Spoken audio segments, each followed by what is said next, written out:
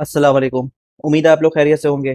आज की इस वीडियो में हम लोग केएसई 100 इंडेक्स को एनालाइज करेंगे और हम लोग इस वक्त 1 आवर 3 आवर और डे का टाइम फ्रेम हम यूज़ करेंगे। सबसे पहले हम 1 आवर के चार्ट को देखते हैं।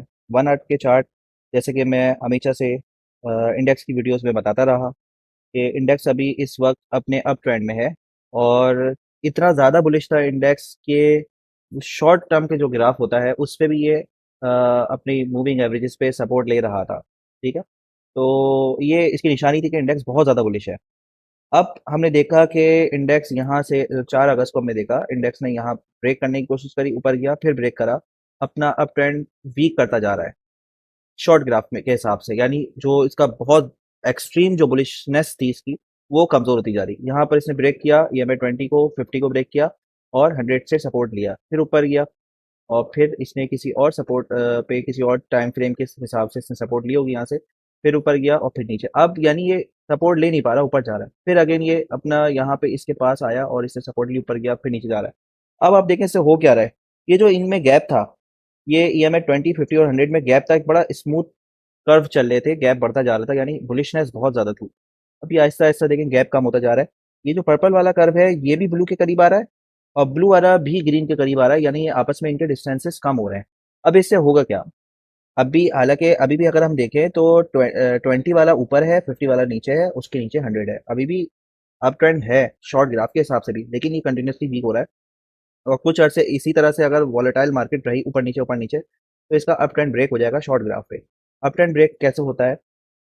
जब इसका इसके जो कर्व्स हैं 20 50 या 100 इनके ऑर्डर चेंज हो जाए, यानी 20 नीचे चले जाए, फॉर एग्जांपल 50 चला जाए ऊपर, फिर 20 चला जाए, फिर 100, या इसके ऑर्डर रैंडम ऑर्डर बन जाए, तो आप समझ लें कि इसका अप ट्रेंड टूट गया है। शॉर्ट ग्राफ के हिसाब से आप देखें वीक होता जा रहा है, अप ट्रेंड टूट रहा है इसका। और 3 आवर्स के अब हम टाइम फ्रेम अपना बढ़ाते हैं, अपना टाइम फ्रेम इंक्रीज करने की कोशिश करते हैं।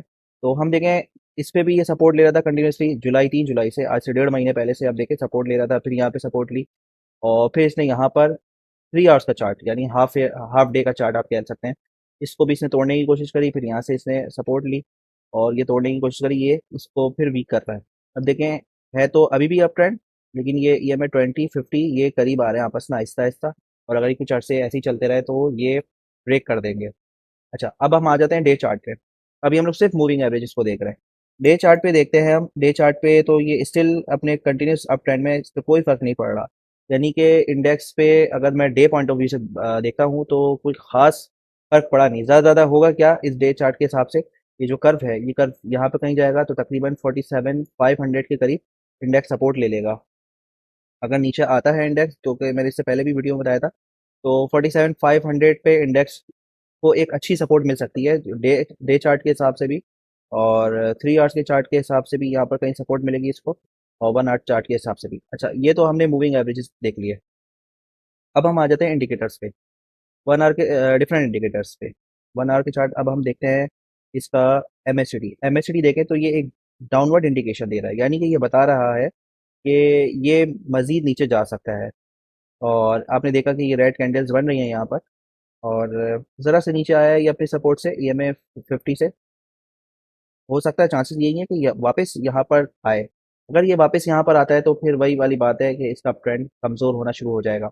यहाँ पर अगर आप ऑसिलेटर देखें, चागिन ऑसिलेटर, तो इसने भी सेल कॉल दे दिया है अगेन यहाँ पर, यानी कि इस ये भी होपलेस हो गया है कि नहीं यार, इस शॉर्ट ग्राफ के हिसाब से इंडेक्स को नीचे जाना है।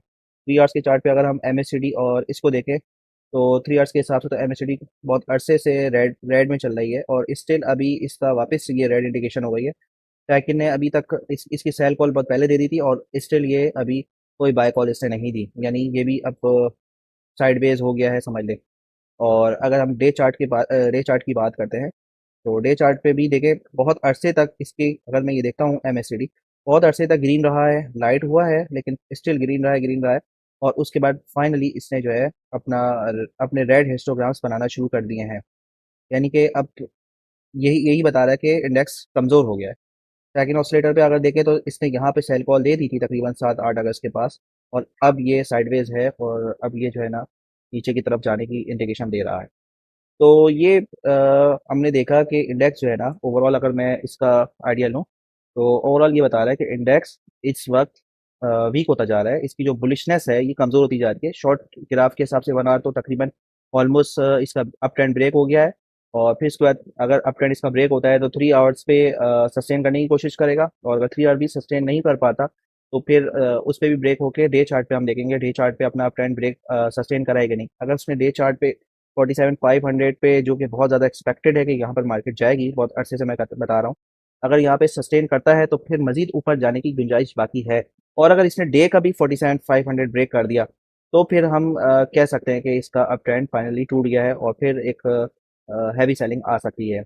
तो अच्छे स्क्रिप्ट्स में काम करें आप लोग, जो बहुत ज़्यादा ओवरबाउट स्क्रिप्ट्स हैं उसमें स्टॉप लॉस के साथ काम करें, और कोशिश करें कि इस लेवल पे इतनी हाई मार्केट पे ट्रैप ना हो, वरना कि अगर मार्केट नीचे गिरती है और पता नहीं कितने अरसे बाद जाके ये लेवल आते हैं वापस, तो ऐसा ना हो कि आप बहुत ज़्यादा लॉस में बैठ जाएं। तो आज की इस वीडियो में यहीं तक। उम्मीद है कि आप लोग को ये वीडियो पसंद आई होगी। अल्लाह हाफिज़।